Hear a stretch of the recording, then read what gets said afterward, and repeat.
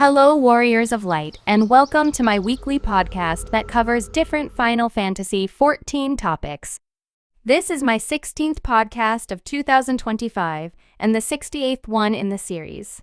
So today, I will be splitting this podcast into two parts.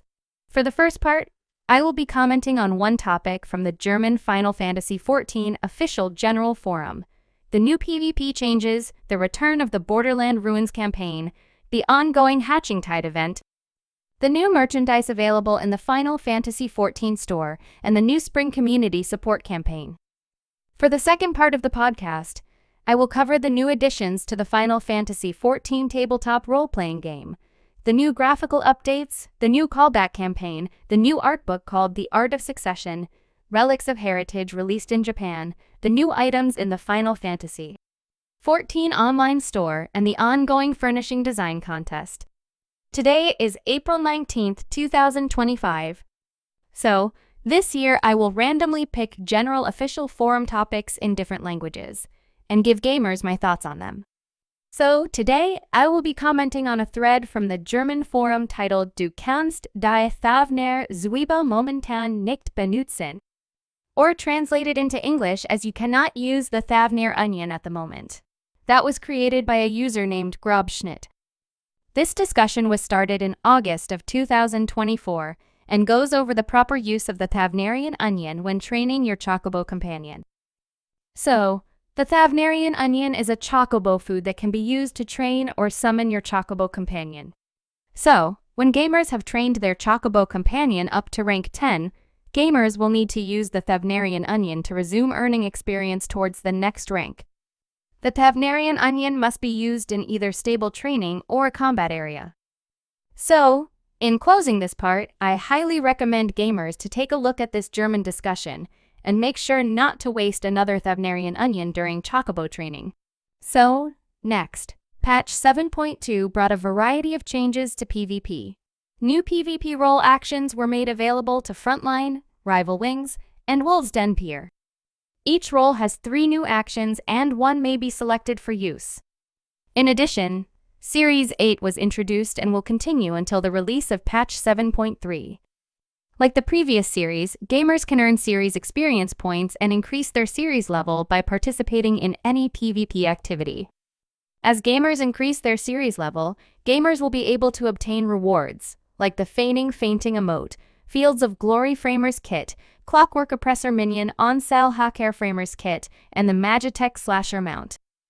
So, moving on to my next topic, the Borderland Ruins campaign has returned and is quite different from the original. Gamers can expect a slightly adjusted terrain and key locations, and personnel displacement panels have been added to teleport players to the Heliodrome when weaponry is deployed. In addition, the amount of tactical points awarded has been adjusted in accordance with the number of key locations occupied. Also, gamers standing near the flag of key locations will be buffed with the status Sheer Will, greatly increasing their damage dealt, and Interceptor Commander systems will now be deployed. These new systems will use perimeter cannon, and by absorbing this attack, gamers may increase their rating and gain tactical points for their team. I highly recommend gamers to participate in this campaign for the rare achievements and Series 8 experience points. Next, the Hatching Tide event is ongoing and will end on April 24th. To participate in this event, gamers must start a quest titled In Pursuit of Excellence by speaking to a character named Gili Aliapa in Old Gradinia. Gamers must have a character at level 15. I highly recommend participating in this event because of the rare Archon Egg Parasol. Next, the Square Enix online store will have new additions for pre-order. Gamers will have a chance to pre-order cozy costumes, handy headbands, a stylish tote bag, and more. Some of the new merchandise includes Moogle costumes, Fat Cat headbands, Doman Mahjong tile keychains, Barrel Tender bendable plushie, reversible tote bags, and more. Gamers can find more information from the Square Enix online store. So, the Spring Community Support campaign is already in progress and split into 2 campaigns. During the first campaign, all free companies that create a public recruitment post on the Community Finder will be eligible to receive rare in-game items to share with their free company members. And during the second campaign, If you create a recruitment post and successfully create a free company, you can submit your information through the Community Finder to be submitted in a drawing, where 100 players will be selected to receive additional rare in-game items. Gamers can find more details on the official Lodestone website. So now, we will take a small break and continue on to part 2 of this podcast in a few moments.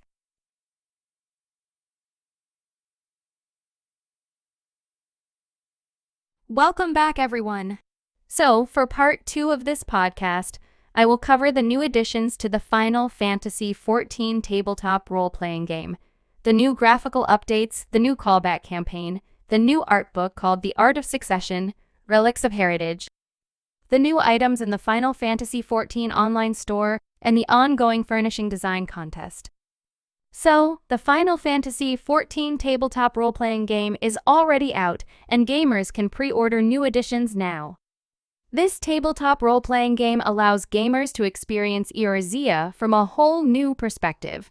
Gamers can step into the shoes of an heroic adventurer or assume the game master's mantle, and then cooperate to forge your own unique stories within the vast and exciting universe of Final Fantasy XIV.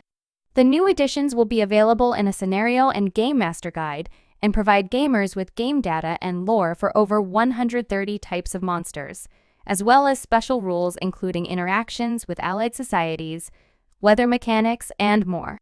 It also provides helpful examples and informative cheat sheets for game masters looking to host their own exciting adventures. The guide also contains 3 new scenarios set in Heavensward, 11 encounters based on in-game fates, and battle data for creating especially challenging battle situations. In addition, the deluxe version will further include over 430 tokens to represent monsters and non-playable characters, and 8 illustrated battle maps to represent the terrain of different scenarios. I highly recommend gamers that love tabletop role-playing games to add this version to their collections. So, moving on to my next topic. Patch 7.2 also introduced new graphical updates. Shadow quality has been adjusted, and multiple light sources are now factored in when casting shadows, leading to improved shadow quality for characters and mounts, in group pose, and in certain cutscenes. In addition, model quality, texture resolution, and material qualities of faces have been greatly enhanced, and texture resolution and material qualities of gear have been refined. Gamers can visit the official Lodestone website to get further details. So next, the Callback Campaign has already started and will end on May 9th. Gamers can invite back friends and free company members who are taking a break.